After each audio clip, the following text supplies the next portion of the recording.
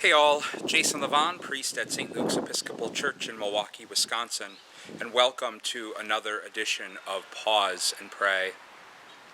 This past Tuesday, I talked about one of my favorite shows, The Wonder Years, and that iconic song by Joe Cocker with a little help from my friends. Well, today I'm going to reflect on a different song, one of my favorites. It's the song Desperado, and I go between the version sung by Johnny Cash, which is typically my favorite, and the one that's performed by the Eagles. But if you're familiar with the song Desperado, there's that powerful line in it that says, "You better let somebody love you before it's too late." I pray with that song often because I have a hard time letting love into my life. I fall into that trap of thinking I have to be self-made, and if I'm not, somehow that means I'm weak and imperfect and no good. I'm a stubborn, selfish perfectionist. It's really just ego getting in the way.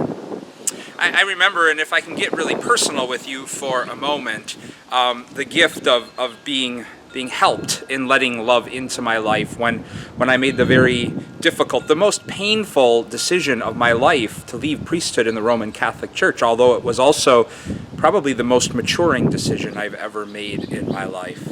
And it was in 2010. I had spent a lot of time struggling, working with a wonderful spiritual director and doing some therapy. I finally went to an 8-day silent retreat in the foothills of the Rocky Mountains in Sedalia, Colorado, to a retreat house there. And when I got there, I dumped everything on the priest that was walking with me. I had an hour every day where I could talk with him, and the rest of the time was spent in silence and prayer. And he listened to me and knew that I was really discerning this very painful decision, because Roman Catholic priesthood is a priesthood I'm forever grateful for and have loved, and has shaped me in so many marvelous ways. And he gave me some homework that's going to sound simple, but it was nearly impossible for me. He said, for your first day in silence of this 8-day retreat, I just want you to picture yourself sitting with Jesus. And every time you want to say something to him, just picture him smiling at you and saying, "Jason, I love you." Now, I was furious in hearing that. That's not the way I pray. I like to wrestle with God and struggle and challenge and search and question and wander and explore. This seems so childish and fluffy to me, to sit there and picture Jesus looking back at me and smiling and telling me he loves me. I couldn't do it. And on the second day, I came to him and complained about that. And he chuckled and he said, "Jason, just trust me on this. This is an important decision, probably the most important decision you'll ever make. And you won't make it well if you don't let love into your life. So just trust me once more. Just spend a day with Christ and picture him every time just smiling at you and saying, 'Jason, I love you.'" I'm grateful to Father Ed for helping me let some love in, because if I wouldn't have done that, I wouldn't have been able to make the decision in the way I've made it and grow in the ways that I have from it. It's comforting to know that Jesus needed to let that same love in his own life as well. Jesus, who we proclaim as the all-powerful Lord of life, who has power over death, needed to allow love into his life as he journeyed through his public ministry.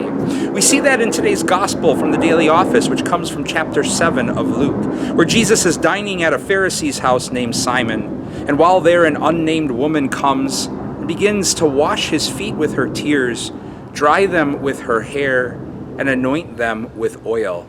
And this act of love scandalizes the Pharisee. Also, that Jesus allowed it to happen. But Jesus did allow it to happen, allowed that love to soak into his feet, to soak into his life, and proclaim to that Pharisee that she was only able to love so deeply and profoundly because she had already let love and mercy in. And here Jesus was soaking in that same love, perhaps because he knew he needed it as he made that difficult journey of public ministry and began to sense where it was all going to lead him. So today, with all of that, we're invited to pause and pray. First, in gratitude for those well springs of love, those sources of love around our lives that long to wash them and anoint them and soak into our lives again and again. but we also pray for the grace to acknowledge the fact that we all need to let love in, to open our lives. Maybe it's by praying with a song like Desperado, or just spending some time today picturing Jesus smiling back at us and saying, I love you just as you are. And it's only by soaking in, by letting that kind of love in, that we're able to live out of it for others. God's peace and blessings to you all.